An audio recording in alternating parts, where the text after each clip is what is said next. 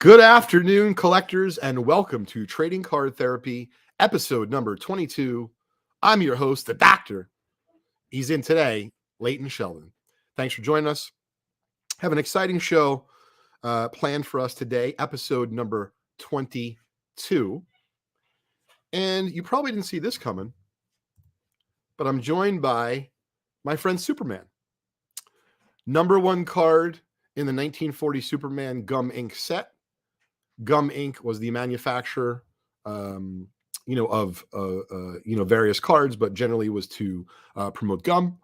Afternoon, Tyler, Brandon, thanks for everyone for joining us today here. 1 week before, I'll be attending the Atlanta Culture Collision Show next weekend, Friday and Saturday. So if you're going to be in the vicinity, please come out and meet myself, Chris Gilmore, David Truow, hopefully a few others, few other members of the Vintage Breaks team. And then, of course, the following weekend, you can come down and meet most of the squad at the Philly show. We'll be live, I think it's March 3rd through 5th from King of Prussia. So that's going to be a good one as well. So this Superman card has an interesting story because I had first mentioned at this point, probably a couple months ago, whether it be on Trading Card Therapy or Leighton's Loft, I had really coveted, of course, I want to own, number one Superman comic book, but those are extremely expensive. And I thought for a while that the number one card in the 1940 Superman Gum Ink set is not only very aesthetically pleasing, but it's highly important to the hobby. And if you're a Superman fan, which, I'm a Superman fan, but I'm a fan of Batman, all that kind of stuff. But I do recognize how iconic he is and the fact that they still have movies coming out. Even though Superman, I guess, hasn't come out in some time. And so when one of our Breakamaniacs from the Vintage Breaks community had reached out to me through email and said he was thinking about putting this beauty on the market, really looks like it's a VG card, VG plus even though it is graded at 2.5 by PSA. Here's the back.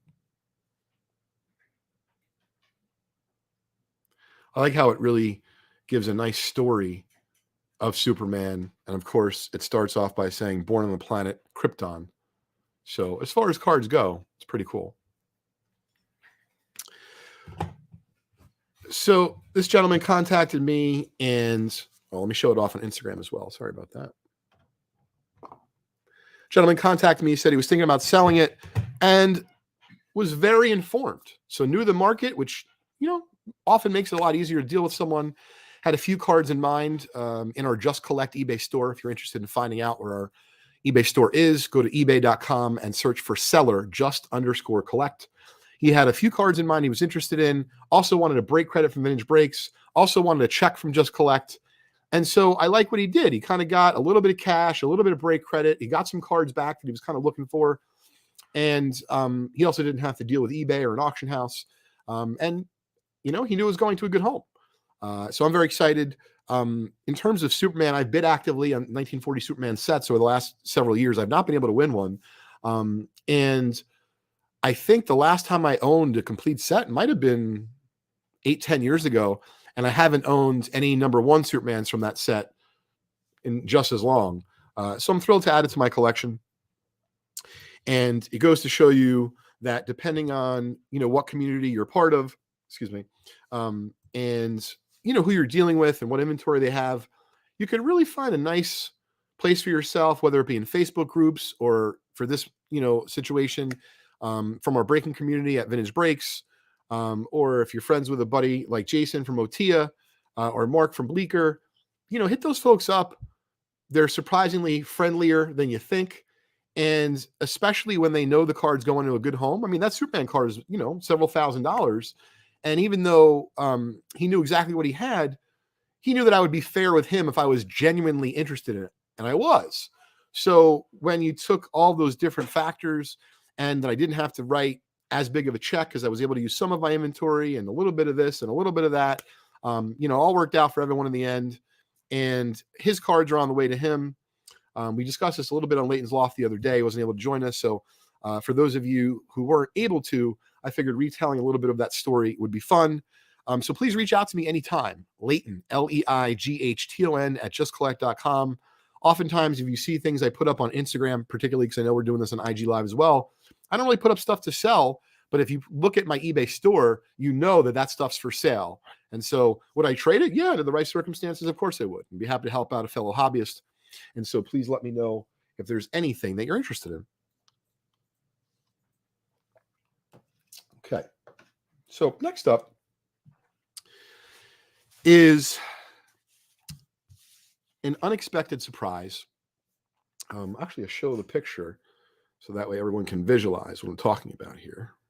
Because I had dinner with my buddy Larry last night, and he was asking me for a current picture of Crosby. And I showed him a picture. Yep, here we go. This is great. So Crosby had, a few Fridays ago in school, he's in first grade, he had 90s day.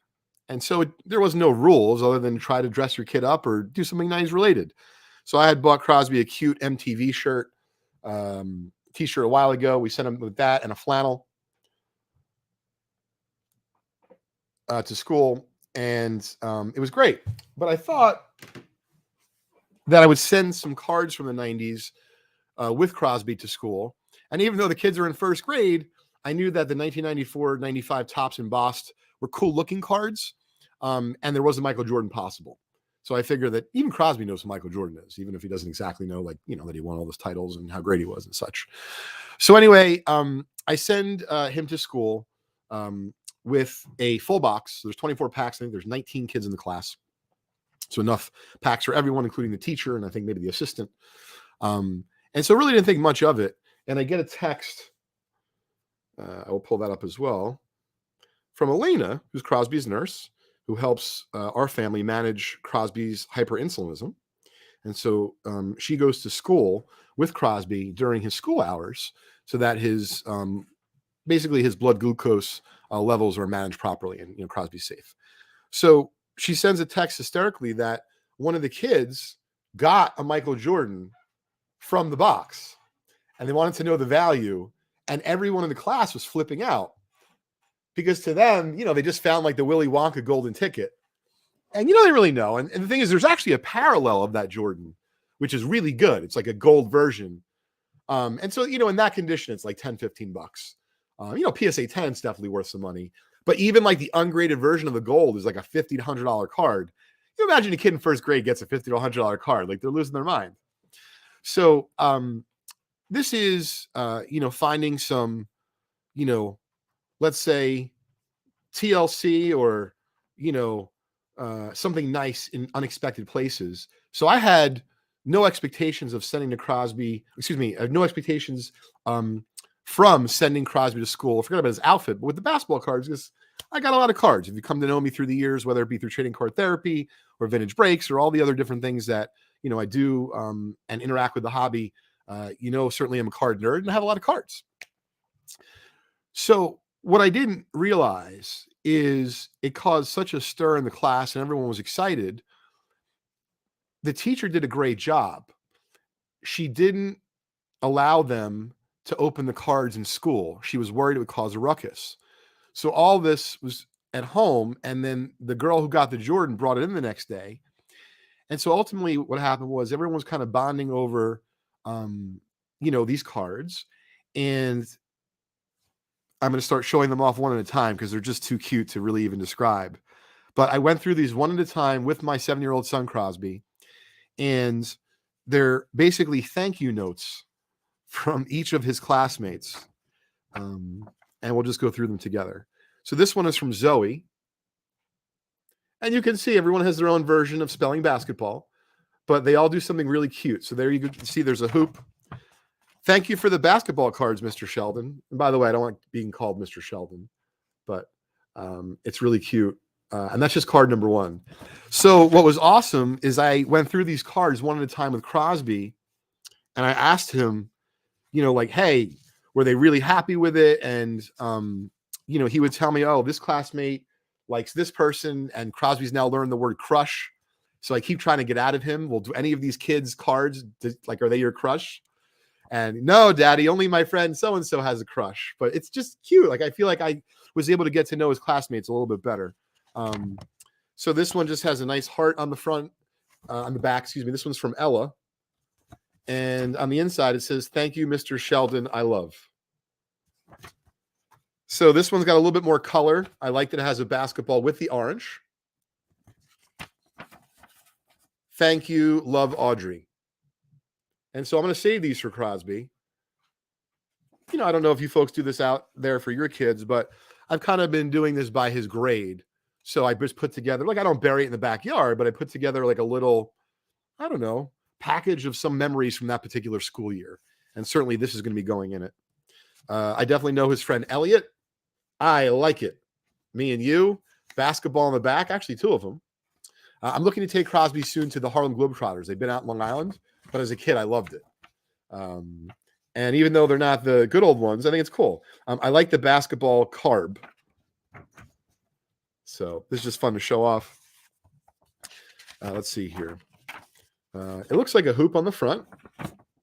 From Nayeli, thank you so much for the card with a little rainbow.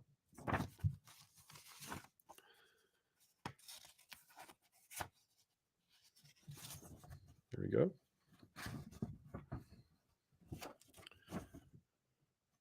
You never know. One of these kids could grow up to be a famous artist. It could be like one of their first sketches. This is cute. Love June, but you got some nice color there. So the best part of this was I didn't expect this. And I understand why the teacher did it, because it's a great way to teach kids to be thankful and like what you should do and learn the right way to grow up. This is Bradley, Bradley's been in our house. He does play dates with Crosby. Thank you, Mr. Sheldon, for giving the basketball cards.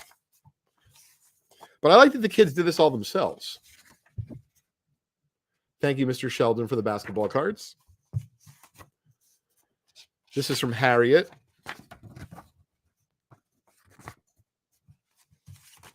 This one's from Julian, who's been to our house. This is a really good drawing.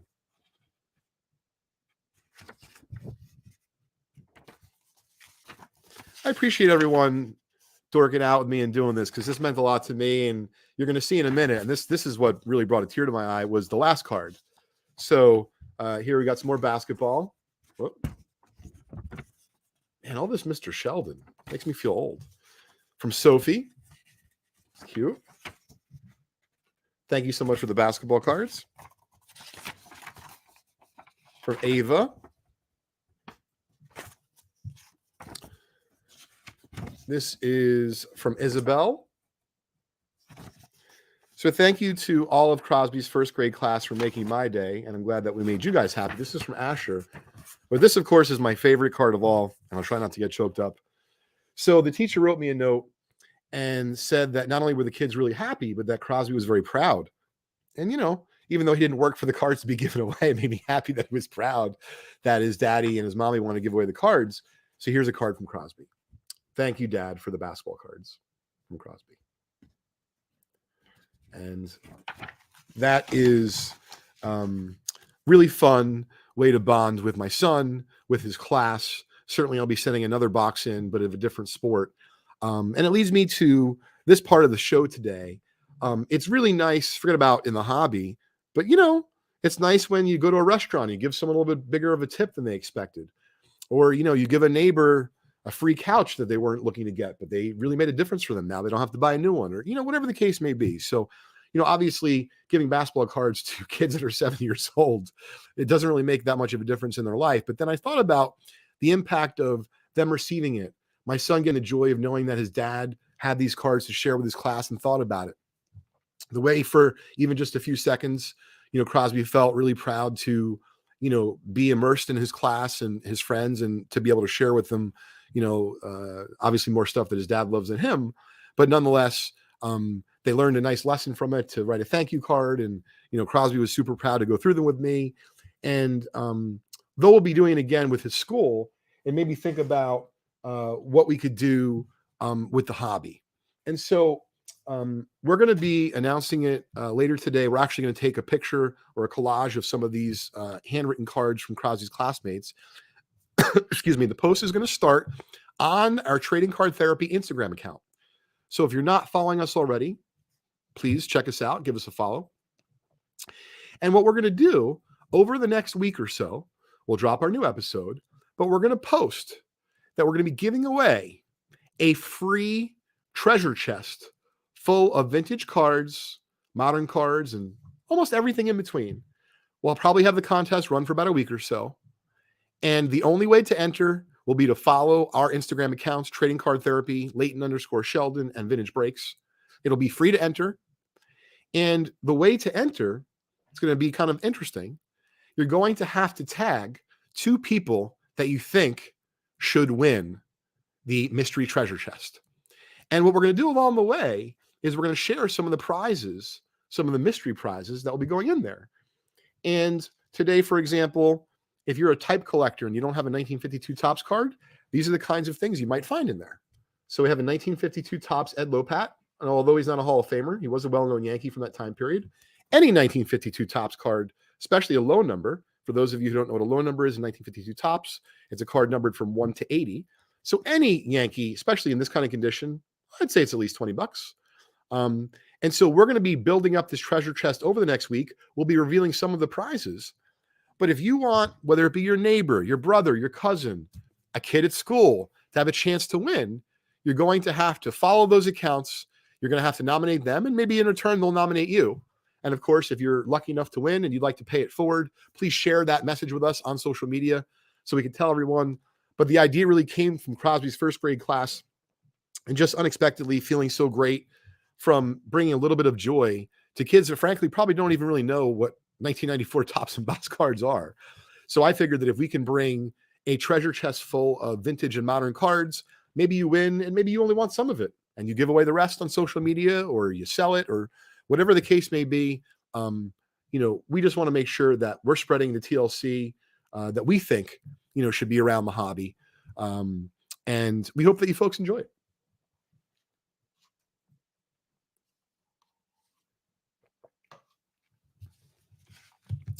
So a couple announcements. Next weekend, I think I mentioned to start the show, I will be at the Atlanta Culture Collision Convention. It'll be Friday, Saturday, and Sunday. I'll be there Friday and Saturday, and I'll be breaking there live with our very own Chris Gilmore from Vintage Breaks South. I'll be buying, for cash and, of course, company check. I'll be looking for vintage cards, sets, collections, leads on collections. We pay finder's fees. Looking forward to seeing friends like Nate from Grand Slam, of course, Chris, maybe David Truow, maybe my buddy Drew will join us. But that's going to be a lot of fun. I mentioned the convention the week after at the Philly show. So please join us if you're going to be in the area. And then I'm not sure if you folks have heard that much about the Mint Collective, but if you've not, please check it out on the web. Google the Mint Collective. I'll be speaking along with some other amazing industry leaders during the March 25th through 27th time period. It'll be in Las Vegas, but even if you can't make it in person, a lot of that content, I believe, will be available online, both during it live as well as afterwards for you to consume. So please look up and check out the Mint Collective. It is sponsored by Collectible, who is also sponsoring Trade Night next Friday night from the Atlanta Culture Collision Show. So make sure that if you are available to go, obviously Vegas is a great place. If you're not available to go, then hopefully you can tune in and check it out. I'll be going out there with Ken from our team and Chris, and hoping to, to learn, to share, the couple things I picked up over the years, and really just be amongst, the hobby elite and try to figure out what the next 5 or 10 years are going to look like and, tweak and redefine that roadmap so that we can continue to grow. So people often ask me, on our website at justcollect.com, why do we not sell anything in particular? And we use eBay and we use other places. And so, the reality of it is everything in life that's worthwhile takes effort. And so to give you some context right now, when I started Just Collect 16 or 17 years ago, we were primarily a consignment firm and we bought and sold a little bit. And then the consignment field became a lot more competitive Fees went down. I didn't think it was that good for the long-term viability in terms of what I wanted to do in the business, in the space. And so we kind of flipped. We started to buy and sell more, and then we were doing less consignments. And so when it comes to specifically, vintage inventory, which generally I cannot get enough of, what I'm trying to focus on more than anything as the owner of Just Collect and the owner of Vintage Breaks is, how do I buy more material? How do I buy more vintage cards? How do I buy more vintage unopened? How do I buy more modern unopened or modern graded deals? And it all comes back to, yes, you can go to card shows and you can network well, but if you have a website that gives good information and good guidance on how to grade your cards and what you should do with your cards if you want to sell them, and really anything and everything in between, primarily on the cards from the 80s and earlier. And the 80s are very selective, like Magic Bird rookies and, Marino and Elway and things of that nature. But we utilize our website as a tool to advertise our firm, and we take that information and we give it away for free. And I know that it works because we have, according to Google Analytics, like last month on our website at justcollect.com, we have about 30,000 organic views. And so people have asked me, like, why don't you take those, organic views and why don't you sell them stuff? And I said, the selling is really the easier part in the hobby. You can use eBay to sell. You can use your website. You can use, think about how many auction houses there are. REA, Heritage, Golden. There's dozens of auction houses. You can now put your stuff in vaults like ComC or Alt. You have people doing house calls like Collectible Exchange, and Heritage. My buddies from there will do house calls. So there's a lot of different ways to sell. But buying, I know, especially in the beginning, 15 years ago, buying is something that even though you can do at a show transactionally one-to-one, if you want to scale, you have to generate leads. So if you're one person, think like, all right, how many leads do I need to get to actually close like a good collection? So even though we get all these views every month, lots of people who contact us every day, we probably get, 25, 50, 100, probably 50 to 100 calls and emails every day, at least Monday through Friday, in regards to collections that people have for sale or things that they're interested in potentially finding out the value about, and then they might sell it. And most of the time it's not great, but you have to, as a professional baseball card treasure hunter, sift through those properly to make sure that you don't lose anything great. At the same time, you don't spend too much time getting hung up on the things that aren't good. And so as far as tying that back to our site, it's a lot easier for us to sell than it is to buy. So we put a great amount of effort through our website to purchase. And now you can see for us, it works really well. We're able to come up with fresh collections fairly regularly. Of course, not always as great as the one that I bought recently in Sacramento that had 3 fresh to the hobby, ungraded 1948 Leaf Jackie rookies. But we'll buy collections for $500 to just have some vintage cards that are off grade to, $500,000. It's just a matter of what comes across, our radar. And we use our website, justcollect.com, to increase the amount of activity on that radar. And so hopefully, those few minutes of nerding out about our strategy and what we do makes sense to some of those of you out there that are interested. You certainly ask me any more questions by dropping me an email at Leighton, Leighton, at justcollect.com. And if I can do anything, I talked about this before in prior episodes of Trading Card Therapy, to help you stand out in your community, whether it be Facebook, whether it be physically in your state or your town, I'd be more than happy to help, because I know one thing, that as hard as I try, I will not be able to buy every single baseball card collection out there, even though I'd like to. And with that note, thanks for joining us today on episode number 22 of Trading Card Therapy from the Doctor. See you next week.